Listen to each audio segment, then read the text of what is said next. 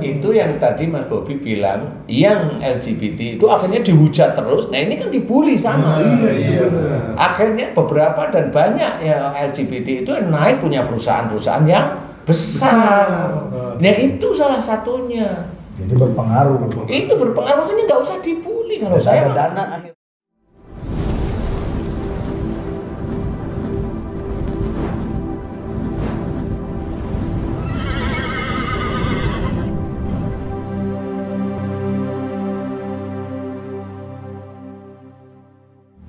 Bismillahirrahmanirrahim. Assalamualaikum warahmatullahi wabarakatuh. Waalaikumsalam.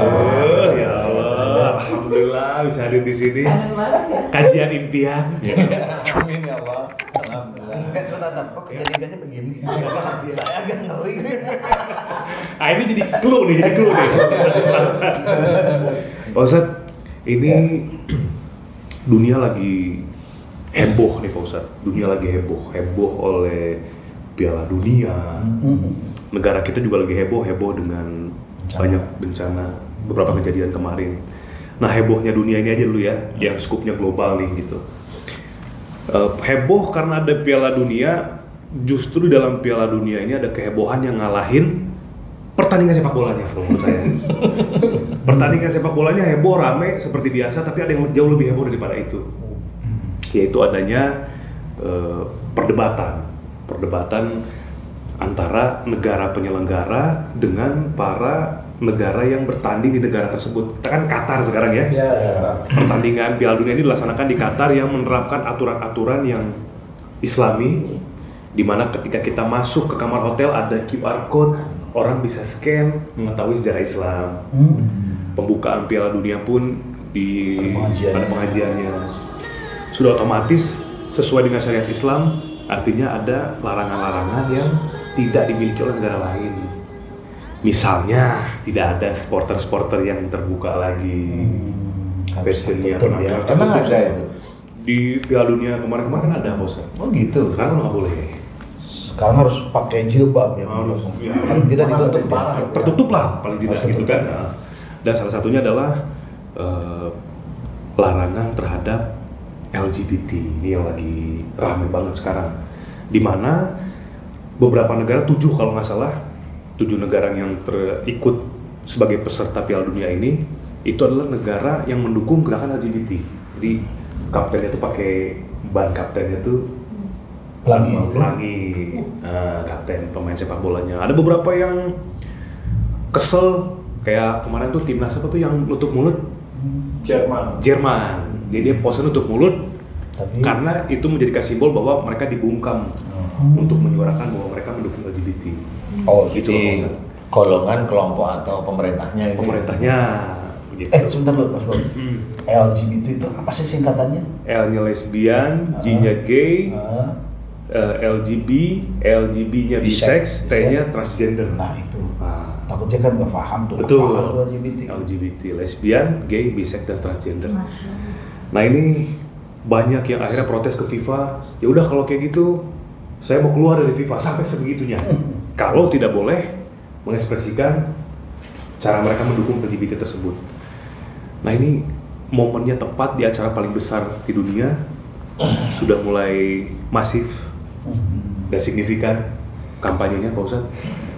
Ini bagaimana Pak Ustadz? Ini saya jadi teringat zaman cerita-cerita Nabi dulu ya. Nabi Nuh gitu kan, kalau ketika Allah memberikan azab kepada orang-orang yang berbelok dari kodratnya nih Pak Ustadz. Ini apakah ini memang orang-orang ini menjadikan ini sebagai sebuah perkumpulan, tren, sebagai sebuah organisasi mungkin? Atau penyakit? Itu dia. Bismillahirrahmanirrahim. Assalamualaikum warahmatullahi wabarakatuh. Waalaikumsalam warahmatullahi wabarakatuh. Amin amin ya rabbal alamin. Alhamdulillah, terima kasih Mas Bobi. Kedatangannya kangen. Jadi kangen banget. Tapi Mas Bobi alhamdulillah diizinkan sibuk. Jadi ya hari ini kita kangen-kangenan, tapi langsung ngevlog ya. Ngevlognya juga berat juga LGBT. Jadi selama ini memang kalau bola itu suatu pertandingan internasional di mana dilakukan di negara-negara yang mayoritas mendukung LGBT. Memang saat ini di Qatar atas izin Allah Ta'ala bola pertandingan bola diizinkan di Qatar Ya. dengan undang-undang syariat Islam yang diterapkan. Betul. Dan ini adalah bukan pertempuran ya, ini perjuangan syariat Islam yang dicoba ditegakkan di arena internasional dunia, di mana ini kan kecil ya, Qatar kan istilahnya kalau pasukan itu pasukan bolanya Qatar itu kan satu. Nah ini kan yang masuk ke Qatar itu kan banyak. Jadi intinya adalah Islam itu yang posisinya terjepit lah istilahnya itu. Nah posisi yang terjepit ini tetap harus kita pergunakan, sama seperti kalau kita dibully. Kalau kita dibully itu mau bagaimana dengan bulian? Apakah kita itu menerima dengan lapang dada, tidak marah, tetapi tetap kita itu eksis bahwa saya makhluk Allah, kurang atau lebihnya saya tetap makhluk Allah Ta'ala. Saya tetap mencoba mengerjakan syariat Islam, akidah, akhlak yang baik dari Islam. Itu boleh. Jadi kondisi pertandingan bola di Qatar ini adalah sama seperti negara Islam, Qatar itu dibully istilahnya. Jadi betul-betul undang-undang Islam itu betul-betul walaupun dia tidak melecehkan, tetapi dia mau menghalalkan maksudnya dia.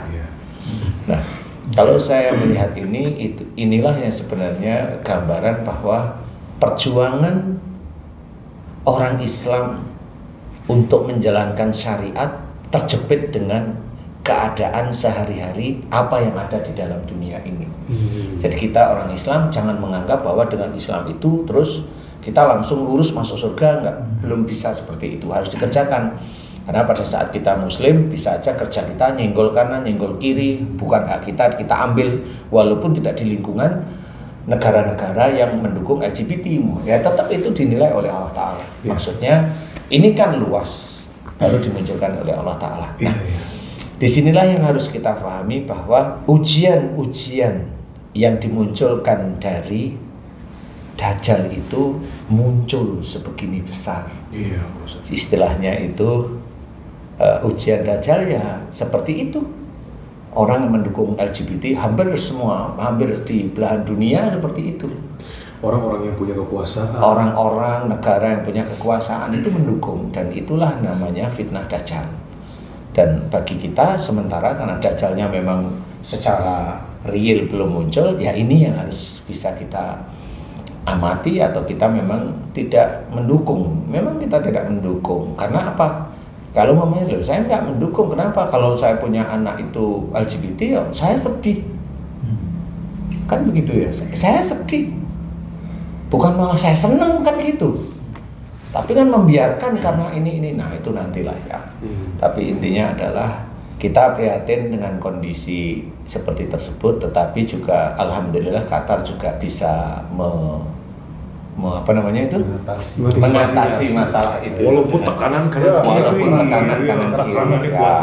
walaupun tekanan dari mana-mana itu ada, tapi ya seperti itu. Jadi tetap kalau bisa ya tetap nggak mendukung. Tidak teriak-teriak ya enggak, tapi tidak mendukung. Kenapa? Kalau kita mendukung aja bisa aja anak-anak kita, cucu-cucu kita besok bisa jadi malah LGBT. Oh, iya. Jadi kalau seseorang mengiyakan berarti nanti insya Allah ada di titik-titik itu. Nah, kenapa itu Ustaz? Kan tidak ada dari sisi ini kan tidak bersentuhan dengan ya, benar. Sebenarnya itu kan sama seperti orang yang menyumpahi sesuatu atau mendukung sesuatu. Mendukung sesuatu, mendukung perampokan, mendukung pembunuhan, itu kan sebenarnya dilarang oleh Allah Ta'ala.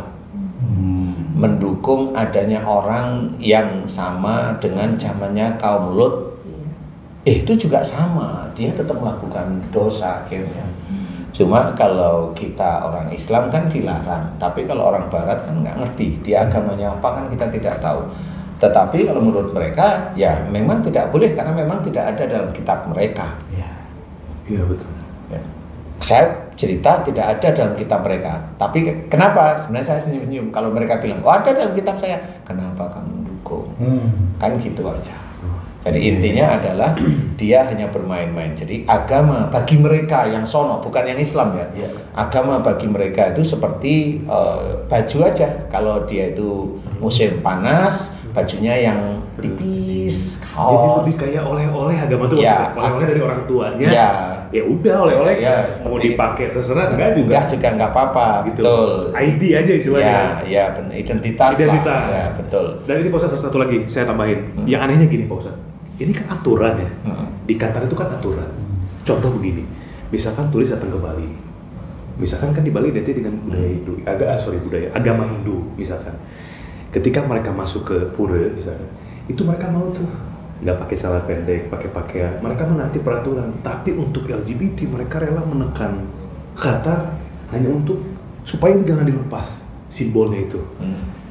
Campaign ini begitu luar biasa Pak Ustadz. Padahal biasanya kalau orang luar itu kan lebih respect sama kultur orang sama khusus yang satu ini, mereka mau fight gimana caranya supaya LGBT itu tetap dipakai Pak Ustadz. Iya sih, makanya di situ itu namanya ujian dari Dajjal atau fitnah Dajjal itu ya begitu itu. Makanya kalau orang Barat, itu kenapa kalau saya orang Barat ya itu, saya selalu bilang kalau orang Jawa bilang prek gitu aja. Apa Ustadz? Prek itu nggak usah, bodoh amat kan.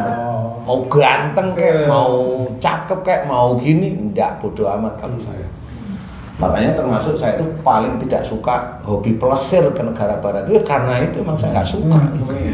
Bukan karena benci, enggak, karena memang kehidupan mereka terlalu ngawur istilahnya. Nah di sini harus kita sadari bahwa inilah pertempuran dekat-dekat akhir-akhir zaman itu sudah mulai. Jadi di situ nanti bagaimana hasilnya, wallahu alam kan gitu ya. Cuma ya kita tetap jangan. MUI aja menolak. Ya kan menolak. Kita istilahnya bapaknya kita MUI ya kita turutin. Ya kan seperti itu. Jadi kalau pemerintah kita menolak mereka yang dari grup taman kanak-kanak LGBT itu ya ditolak ya alhamdulillah seneng gitu loh, walaupun lah gimana dia kan seneng mainan begituan kan gitu ya.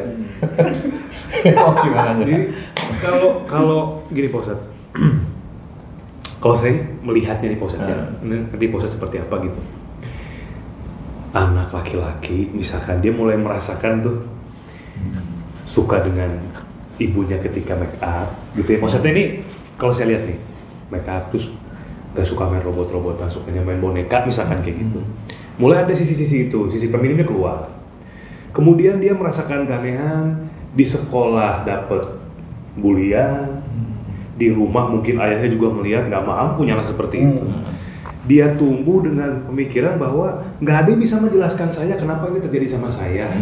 Artinya dia bertemu lagi dengan orang yang sejenis, mereka mengambil kesimpulan bahwa ini ya emang udah begini kan dari sananya, gitu loh Ustaz. Dari sananya kutukan begini. Kalau orang bilang kutukan. Ada yang bilang kutukan, ada yang bilang oh mungkin Allah maunya begini, kan ada juga yang begitu akhirnya balikin ke sana gitu. Allah maunya begitu ya. Ada kan yang begitu. Nanti kita akan coba jelaskan. Terus Pak Ustaz, pada akhirnya orang ini tumbuh menjadi orang sukses.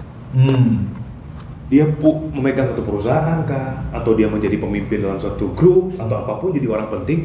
Akhirnya dia memberikan pahamnya dia yang selama ini dia pelajari sendiri ke orang-orang yang senasib sama dia. Jadi akhirnya makin banyak paham-paham ini berkembang, sehingga ini bukan lagi suatu penyakit, bukan lagi satu kesalahan, tapi ini budaya. Ya, ini dianggap budaya. Ada juga yang mikir itu gift. Kita harus bangga dengan apa yang kita punya saat ini kan gitu. Iya. Akhirnya dari situlah jadi kuat ini Pak Ustadz gitu. Apalagi didukung dengan, saya baca di online itu salah satu pembesar di negeri ini juga mengatakan ya terima saja itu sebagai bagian daripada perjalanan hidup. Bukan, sebagai bagian daripada budaya atau keanekaragaman. Jadi itu kayaknya jadi kuat banget itu tuh Pak Ustadz. Iya, jadi gini. Iya. Memang kalau dulu zamannya Nabi kaumnya Nabi Lot itu orang LGBT itu muncul karena iseng aja. Saya coba dari sini gimana ya rasanya gitu. Setelah ini ngomonglah ke teman-temannya, karena memang di situ ada belum ada sesuatu, kemudian ada keinginan, kemudian agama yang belum terlalu kuat hanya dari Nabi Lot aja waktu itu. Jadi ini kan menjadi kasak kusuk, ini kan pembesar-pembesar juga nih orang-orang, sehingga itu menjadi suatu kesenangan. Jadi istilahnya bisa aja menjadi budaya mereka pada waktu itu. Nah itu karena kalau dari sini enak nggak ya gitu aja awalnya Rasanya piye? iya, pada saat itu terjadi zat gitu ya, zat gitu. Nah ini orang akan menjadi penyakit sebenarnya. Itu kan sama seperti ini roti ini enak loh, saya belum makan ya nggak bisa ngomong kan gitu. Pada saat saya makan, enak beneran, berarti kan saya pengen beli di tempat. Dari eksperimen sebenarnya awalnya, coba-coba awalnya. Cuma memang itu dimunculkan oleh Allah Ta'ala agar itu menjadi gambaran di kemudian hari kayak seperti ini. Nah kalau zaman sekarang sebenarnya bukan eksperimen saja. Nah disinilah kenapa di sini saya bisa, mudah-mudahan ini bisa menjadi gambaran aja. Seorang laki-laki yang tadi diceritakan Mas Bobi, seorang laki-laki kenapa dia punya sifat feminim seperti wanita? Dulunya biasanya orang Barat ini, kita bilang orang Barat atau orang Indonesia, sama saja siapapun yang ini merasa dirinya gay dulu deh. Laki-laki suka sama laki-laki namanya. Dulu pada waktu dia belum ada di kandungan, dia yang gay itu belum ada di kandungan ibunya, biasanya ibunya meremehkan suaminya. Kamu itu nggak mau kerja, malas kayak wanita aja. Awalnya begitu itu. Sehingga itu menjadi sumpahnya si istri di hadapan Allah Ta'ala. Sehingga si istri tidak ada kandungan unsur menghormati imamnya. Nah di titik itulah sumpah itu menjadi catatan di hadapan Allah Ta'ala, sehingga Allah menurunkan ada dalam kandungan dia laki-laki yang keperempuan karena ngejek suaminya. Awalnya memang kalau saya amati seperti itu. Kemudian kalau mamanya ada tanya, loh emang begitu? Insya Allah sudah diterapkan, sudah. Gimana hasilnya? Alhamdulillah banyak yang berhasil. Orang yang dia itu suka dengan laki-laki, laki-laki suka dengan laki-laki, ketemu sama saya, meminta saya untuk membantu doa karena dia nggak mampu. Dia sudah punya istri, tetapi jangan sampai istri saya tahu, Ustaz. Saya kasih tahu dulu memang kamu, sejak kapan kamu muncul, saya tidak tahu. Tapi sejak kecil kayaknya saya memang punya perasaan seperti itu, berarti dari kecil. Berarti ini dari ibunya, saya terangkan, kemudian dia paham, jalani. Mulai hari ini berubah, saya akan bantu mendoakan.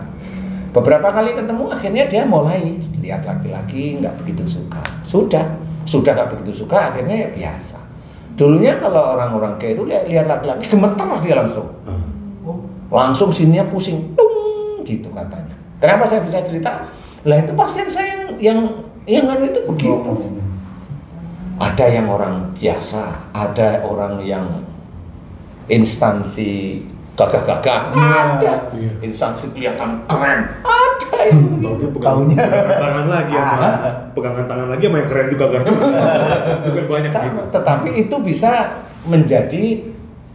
menjadi penyakit. Kalau tadi saya cerita dari sisi personal ya, ibunya mengejek suaminya, jadi ibunya mengejek ayahnya istilahnya. Itu Allah langsung seperti itu. Nah ini sama dibalik. Kalau umpamanya si ibu mengandung anak cewek, kemudian ayahnya maunya saya itu anak laki-laki, dia gerutu dengan sudah ada anak cewek. Allah menurunkan sesuatu masuk ke dalam bayi yang ada di dalam kandungan istrinya. Sifat laki-laki. Makanya anaknya pakai kaos kotak, baju kotak-kotak dilingkis, kemudian ininya laki-laki normal, atau dia ininya tetap kelihatan perempuan, tapi dia laki-laki sifatnya. Itu sebenarnya awalnya dari itu, karena dia protes kepada Allah Ta'ala. Sama seperti kalau wanita siapapun, dia muslim kayak, kalau dia itu merendahkan suaminya, Oh jadi itu tadi. Anaknya laki-laki bisa agak ngewer nanti. Ya, makanya tidak boleh sebenarnya. Ar-rijal qawwamuna 'alan nisa itu harus betul-betul difahami. Jadi kayak umpamanya Bunda Sari berani sama Ustadz, nah itu hati-hati. Terima kasih Ustaz. Alhamdulillah. Bagus. Nah ini salah satu ya.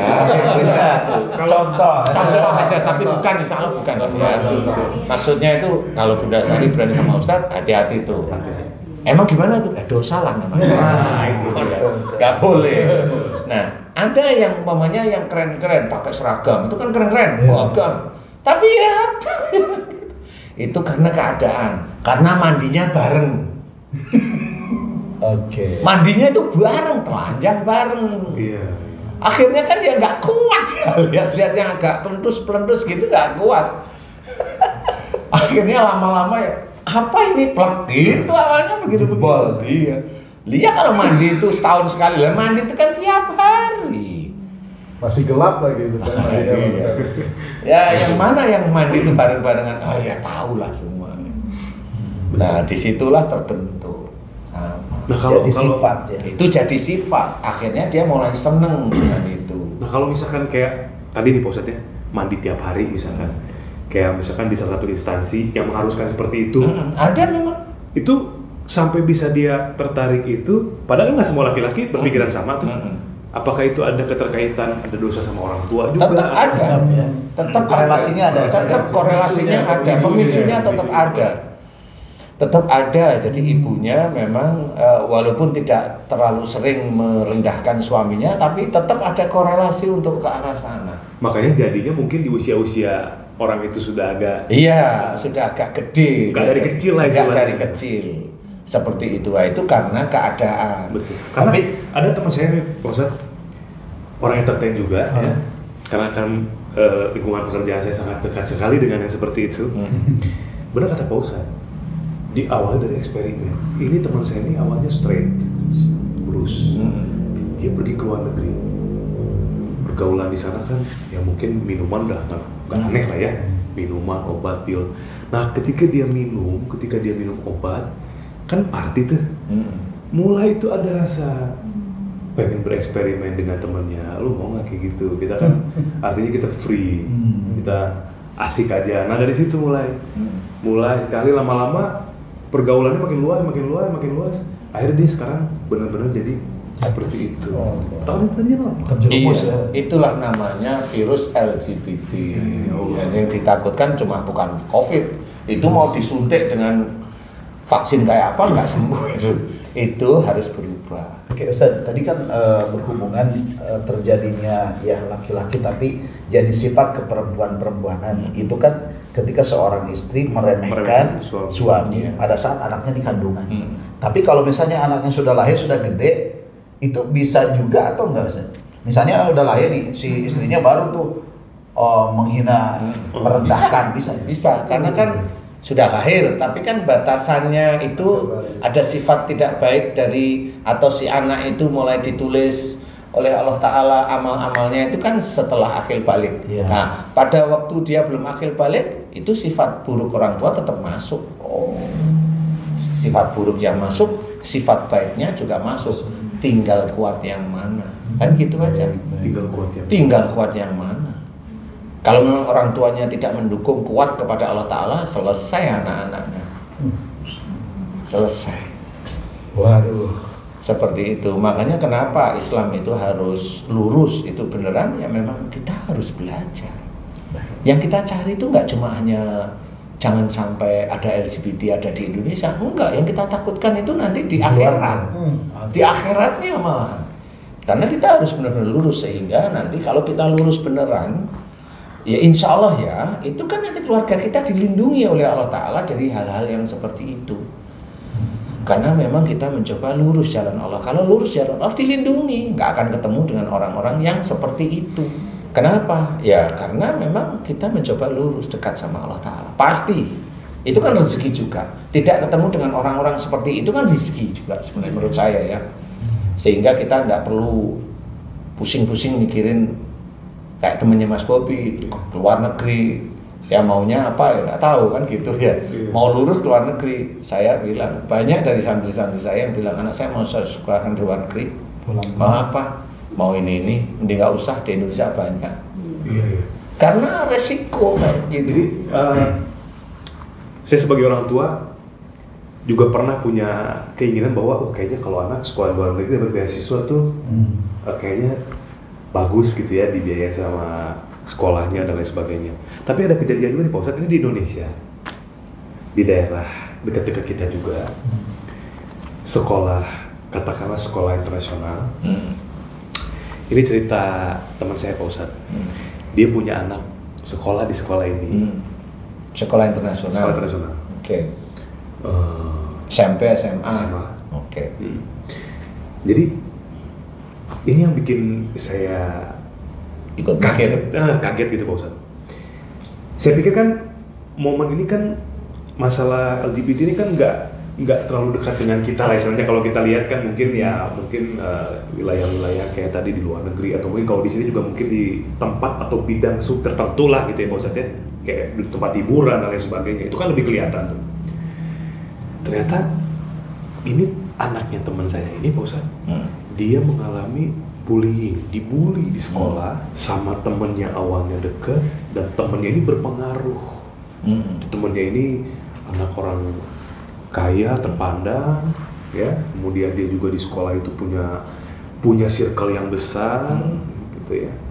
Awalnya deket, akhirnya si teman ini menjauh dari anak teman saya itu karena anak teman saya itu menolak LGBT. Sehingga akhirnya si teman yang berpengaruh ini mengajak teman-teman yang lain karena dia berpengaruh untuk menjauhi anak teman saya ini, Ustaz.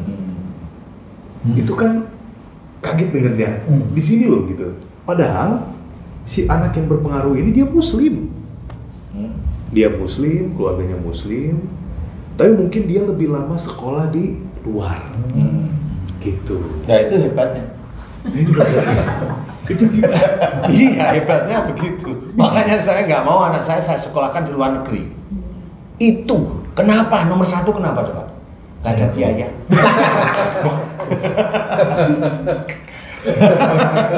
Saya kaget. Kalau untuk ke sana nggak ada biaya. Kalau mau kemana-mana yang baik-baik, insya Allah. Insya Allah ada biayanya. Iya, bapaknya itu keringetan kayak apa? Insya Allah diusahain. Ya, itu yang seperti itu. Makanya itu di Indonesia seperti itu. Ya, inilah namanya fitnah Dajjal. Ujian dari Dajjal itu seperti itu. Ya, dan itu sudah menjamur di lingkungan orang Muslim itu sudah. Jadi jangan punya pikiran orang Muslim itu gampang masuk surga. Nanti dulu. Yang mana surga mana? Kalau surganya dia sendiri ya monggo. Kan gitu ya. Terus akhirnya apa sekolah di sekolah yang Muslim. Ternyata di sekolah yang Muslim pun sama. Apa itu samanya tuh Mas? Ada itu juga. LGBT itu ada juga. Dan Sudah kuat juga. menyeluruh. Ya ini hasil, mohon maaf nih kalau saya salah atau apa, tapi ini riset dari yang bersangkutan. Tapi tidak semua sekolah Muslim. Tidak semua. Cuma ada. Begitu pula yang tadi internasional, tidak semua. Tidak Ini semua. hanya menceritakan bahwa ini sudah masuk ke tahap ini loh. Mesti berhati-hati. Mesti berhati-hati. Dan itu Pak Ustadz, cara menyikapinya bagaimana ya kalau udah seperti itu kejadiannya gitu?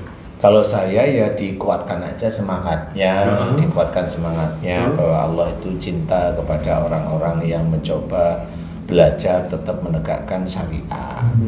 Tapi kamu juga nggak boleh sombong, anakmu nggak boleh sombong, bilang tetap kukuh aja, yang penting tersenyum aja, dibully tersenyum. Karena seseorang yang menurut saya, pengalaman saya, orang itu kalau dulunya kecilnya itu dibully, biasanya besok besarnya itu dia dilebihkan oleh Allah Ta'ala. Khususnya yang saya sering lihat itu adalah harta. Khusus loh ya, ini prosentase besar itu harta. Kalau seorang itu dibully beneran terus dan dia itu tenang, santai, tetap istiqomah di jalan Allah, yang selama ini saya amati biasanya hartanya dilebihkan oleh Allah Ta'ala daripada besok yang membuli. Berarti harus bersyukur kalau dibully itu. Iya, bersyukurnya itu bukan dibulinya, bersyukur itu karena sudah terjadi. Jadi ya sudah mau gimana lagi kan? Iya kan Ustaz? Iya. Nah, mau Ustaz dapat bunda kan harus bersyukur itu, karena sudah terjadi. Dulu dibully juga. Tapi emang bener ya, kayaknya semua yang punya perusahaan-perusahaan besar itu kecilnya tuh pahit banget kayak itu dibully gitu. Dipahitkan oleh orang-orang lain. Ya memang seperti itu. Kalau saya amati itu bukan cuma orang Muslim, orang non Muslim pun sama. Gitu. Iya sama, karena itu salah satu cara Allah untuk dia kuat nggak dibully itu. Kalau dia kuat, ya Allah akan menitipkan amanah berupa harta yang cukup pada orang itu. Cuma bagi orang Muslim, pada saat dia dititipi amanah itu, dia menjadi amanah enggak? Imannya labil atau hancur enggak dengan dititipi harta oleh Allah Ta'ala? Karena itu menjadi ujian. Kalau dia bilang, oh ini kerja saya, oh ini kesuksesan saya, oh ini karena dulu saya begini, ya sudah selesai. Harta itu harta itu akhirnya menjadi istighfar, Jadi racun ya. jadi racun bagi dia dan keluarganya. Karena harta itu sebenarnya titipan dari Allah Ta'ala, tapi dia mengakui bahwa itu walaupun tidak dari ini saya sendiri loh yang enggak, tapi mensiratkan itu kesannya dia yang yang mencetak harta itu dia. Nah itu tetap tidak boleh dia merasa dia menjadi Tuhan. Oke. Bisa itu kan tadi kita berbicara dari awal tentang LGBT ya. Itu bisa disehatkan lagi, bisa diobati nggak Ustaz? Sebenarnya kesembuhan itu kan milik Allah ya. Tapi yang penting itu dia niat nggak. Kalau saya seperti itu. Oke. Selama ini yang saya tangani dia niat. Dan berhasil. Alhamdulillah diberi kenormalan oleh Allah Ta'ala. Walaupun tidak 100% ya, ada yang tidak 100%, ada yang 100%, tetapi tetap di ambang-ambang 95% itu alhamdulillah berhasil. Subhanallah. Jadi memang teori itulah yang sebenarnya harus dimengerti oleh para psikiater sedunia sebenarnya. Jadi bagi kita sendiri orang Muslim mencoba untuk dakwah, jangan menghujat juga orang yang LGBT. Nggak boleh. Cari jalan keluarnya. Kan gitu, cari jalan keluarnya. Istilahnya kalau orang belum bisa sholat, jangan maki-maki yang belum sholat. Bener. Cari jalan keluarnya. Bener sholat. Ajari sholat. Ya. Kan gitu. Ini bener banget Pak Ustaz. Karena dari dihujat itu ada dendam. Malah nggak mau dia. Malah nggak mau, pas sudah besar dia ingin supaya gimana caranya orang-orang yang dibully atau dihujat karena dia Itu. belok, ayo kita bangkit. Nah itu yang tadi Mas Bobi bilang, yang LGBT itu akhirnya dihujat terus. Nah ini kan dibully sama. Itu benar. Akhirnya beberapa dan banyak ya LGBT itu naik punya perusahaan-perusahaan yang besar. Nah itu salah satunya. Jadi berpengaruh. Itu berpengaruh, makanya nggak usah dibully. Kalau Dan saya ada dana akhirnya kan? Apa? Ada dana juga. ada dana juga. Nah itu kalau saya nggak mau saya bully, nggak mau, bener-bener nggak mau. Punya pengaruh jadi Nah, positif. iya, itu akhirnya dinaikkan oleh Allah Ta'ala. Karena apa? Orang yang tahu agama sendiri akhirnya mulutnya rusak semua. Bener. Lupa. Berarti kalimat tidak menerima itu tuh di hati saja Ustaz, tidak perlu diucapkan. Nggak perlu, tidak menerima itu benar-benar enggak. Saya tetap menolak itu. Iya. Tapi tidak dengan amarah yang akhirnya menghujat. Dasar lo. Oh iya. Gitu. Kaumnya Oke. Nabi Lot. Loh, bukan Nabi Lot itu dulu. Sekarang itu dia itu kaumnya Nabi Muhammad. Salah kalau kaum Nabi Lot. Nabi Lot itu dulu. Sekarang kaumnya Nabi Muhammad sekarang. Ya termasuk orang-orang non Muslim itu kaumnya Nabi Muhammad. Iya.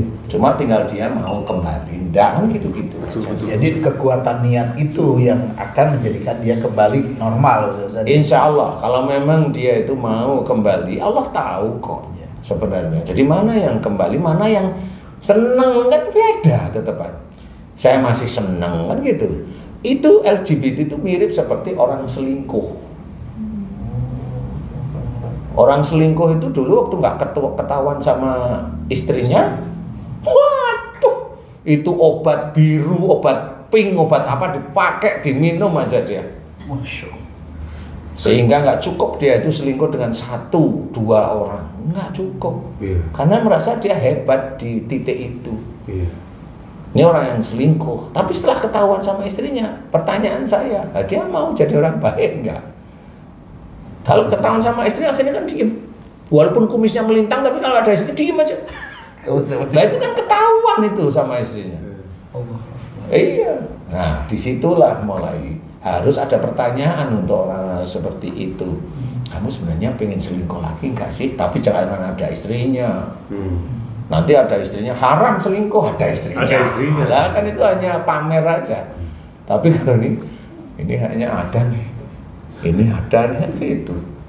Karena memang kalau memang selingkuh itu ya mirip seperti LGBT. Gimana caranya dia itu bisa kembali ke jalan Allah Ta'ala. Ada yang ngompor-ngompori, ada yang ngajak dia baik, ada. Tinggal dia milih mau kemana. Dia milih dia pengen dikompori atau dia pengen enggak, saya sudah selesai. Kan gitu. LGBT itu kan hanya sama seperti orang minum sama orang yang senang-senang aja. Kalau dia itu hidupnya buat senang-senang, lah dia punya anak, dia punya masa depan itu untuk apa? Nah, ini juga apa Pak Ustadz kayak berarti ada yang dari begitu lahir masa-masa balita lewat 5 tahun mulai merasakan dia pelan-pelan yang tadi suka bedakan, kemayu. Ada yang lewat pergaulan, kalau dia melihat teman-temannya kalau nggak ngikut, nggak gaul. Ada yang dia dipaksa. Dipaksa, betul. Nah, itu juga sama. Kalau dipaksanya waktu kecil itu ya dia sendiri. Orang tuanya tetap dulu seringnya memaksa. Atau juga karena pengaruh peran misalnya saya kan dalam satu seni kan berperan laki-laki jadi penampilan perempuan. Bisa juga seperti itu. Bisa aja kalau dia mendalami ya bisa. Ya, itu pernah terjadi. Ada salah satu coaching teater, dia main sebuah film tertentu, jadi itu, dan dia harus healing sekitar 5-6 bulan untuk balik normal lagi suka sama perempuan. John Travolta ngalamin itu juga, Pak Ustadz. Oh iya? Iya. Di Mas Bobby ngalami ya? Enggak, saya Pak. Oh, enggak. Jangan sampai Pak Ustadz ya. Ngalami. Kering, Pak Ustadz, kering. Patung ngalami ya, patung? Enggak. Mau apa banget jawab. Enggak konsen, Mbak. Jadi dia jawab enggak atau iya itu juga nggak ngerti. Karena dari tadi yang dipikirin kok nyerempet aku ya. Ada something wrong. Iya. Kenapa tuh apa? Mau ditanyain lagi? Enggak, saya mau nanya. Boleh. Nah dari kan Ustadz kan menangani yang LGBT itu udah banyak banget gitu. Lumayan lah, nggak banyak semangat tapi lumayan ya. Berarti kan insya Allah ya dengan izin Allah bahwa Ustadz diberikan pertolongan gitu ya, untuk bisa menyembuhkan orang-orang yang LGBT. Dari sekian itu ada juga yang kembali lagi Ustadz. Nggak pernah cerita tapi alhamdulillah yang beberapa yang sudah terus komunikasi dengan saya itu dia sudah dulunya kalau lihat laki-laki langsung gemeter semua. Semua pokoknya pingin aja dia itu ingin yang gitulah gitu loh. Itu sampai dia enggak sudah. Jadi laki-laki yang biasa aja. Ada ketertarikan sedikit normal lah itu saya. Sudah seperti itu. Ada yang nikah punya anak ada yang sudah kembali pada istrinya ada. Ini yang karena lingkungan keadaan. Ada yang memang dari kecil dia sudah nggak cuma hanya LGBT aja dia udah kena HIV. Udah kena HIV. Rata-rata yang begitu itu kan kena HIV. Itu yang dikhawatirkan tuh itu sebenarnya maksudnya. Iya sih. Salah satunya. Yang dia khawatirkan gitu ya. Iya, yang dia khawatirkan. Yang jadi istilahnya prihatin semua orang lah melihat kasus ini gitu ya. Benar. Karena kan dari yang normal aja banyak yang kena itu. Nah, apalagi yang jadi seperti ini lebih banyak lagi. Karena kan istilahnya di tempat itulah ya, Bos. Iya. Dan LGBT nggak main-main. LGBT itu adalah kalau kita berbicara tentang Islamnya, dia sudah melanggar akidah, melanggar syariat. Kalau udah melanggar syariat dan itu menjadi kesenangan, ya itu pasti ada dajjal. Tinggal bisa nggak disuntik vaksin apa yang Dajjal itu bisa keluar sehingga dia menjadi normal, nggak ada yang Tidak bisa. ada yang bisa. Kecuali kembali ke jalan Allah. Nah, rata-rata yang ketemu sama saya ajak kembali ke jalan Allah. Bukan ngaji aja, enggak, pengertian aja. Aplikasi ayat-ayat aplikasi yang memang dipergunakan untuk keseharian dia setelah ketemu dengan saya itu kan harus begini. Betul. Seperti itu. Ya alhamdulillah diizinkan oleh Allah Ta'ala berhasil, alhamdulillah atas izin Allah semuanya begitu. Barokallah Pak Ustadz. Duh. Jadi intinya adalah ini semakin tahun semakin peradaban itu maju, ini tidak bisa dihindari lagi. Itu bukan semaju sebetulnya, makin mundur. Peradabannya yang maju Ustaz. Tapi akhlaknya mundur. Akhlaknya Nah, itu. Iya, selesai. Iya itu ya. Peradabannya maju, akhlaknya semakin mundur. Gitu. Karena ini sudah masuk ke banyak sekali kalangan, sudah ada di mana-mana. Jadi seperti yang Pak Ustadz sampaikan tadi, saya garis bawahi adalah ya akhirnya kita pasti akan berdampingan ya Pak Ustadz ya. Iya. Mau tidak mau. Mau tidak mau, pada akhirnya ya kita menentang jelas sesuai dengan syariat agama kita, tapi kita juga jangan menghujat. Enggak usah menghujat. Malah naik nanti. Malah naik, dan ketika kita menghujat pun bisa jadi nanti ada ujian lagi buat kitanya ya Pak Ustadz ya. Karena tetap Pasti, salah kan gitu tetap ya. salah. Karena nggak nyari jalan keluar. Betul. Tidak jadi solusi. Tidak jadi Iya, solusi. nggak jadi solusi, hanya cuma kebencian kita yang sebenarnya yang benci itu Allah bukan kita. Kita aja merasa kayak Tuhan aja. Iya. Tapi boleh nggak Ustaz kalau mendoakan mereka supaya kembali gitu? Oh itu boleh, itu Malah bagus ya. Itu bagus. Itu solusi paling bagus. benar, Itu Pak Ustadz. solusi yang kita tidak mampu berbuat apa-apa. Iya. Itu solusi kalau menurut saya. Betul. Solusi yang kita saya nggak ngerti nih. Iya. Ya doain agar dia dapat hidayah kembali ke jalan Allah. Kan seperti itu, hidayah banyak. Insya Allah seperti itu. Insya Allah ya. Ya mudah-mudahan kita bisa menyikapi permasalahan ini sebagaimana yang disampaikan Pak Ustadz tadi, Ustadz Asep juga tadi. Insya Allah, insya Allah. Amin. Ya Patung. Siap. Mudah-mudahan ini jadi pembelajaran bahwa memang hal ini tidak bisa dihindari lagi karena memang sudah banyak. Mungkin akan semakin tahun semakin ke depan yang peradaban semakin maju tadi, tapi akhlaknya semakin mundur, ini akan memperbanyak lagi hal seperti itu. Tapi jangan juga jadi penasaran pengen nyobain. Jangan penasaran. Jangan. Jangan. Kalaupun penasaran, bolehlah. Penasaran dengan roti yang ada di hadapan kita. Boleh. Kita Ini penasaran. dari Bunda Sari. Dari Bunda Sari. Baik. Oh, dari bedah rumah. Baik Pak Ustadz, barakallah, terima kasih Ya, atas ilmunya. alhamdulillah, Saya terima kasih, Patung terima kasih. Mudah-mudahan jadi ilmu, jadi pembelajaran, jadi hikmah buat kita semua.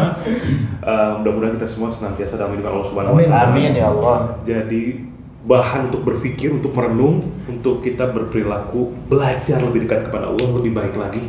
Mudah-mudahan kita semua terhindar dari hal-hal yang negatif. Amin ya Allah. Amin ya Allah. Sampai bertemu lagi di vlog selanjutnya, kajian selanjutnya. Assalamualaikum warahmatullahi wabarakatuh. Waalaikumsalam warahmatullahi wabarakatuh. Alhamdulillah.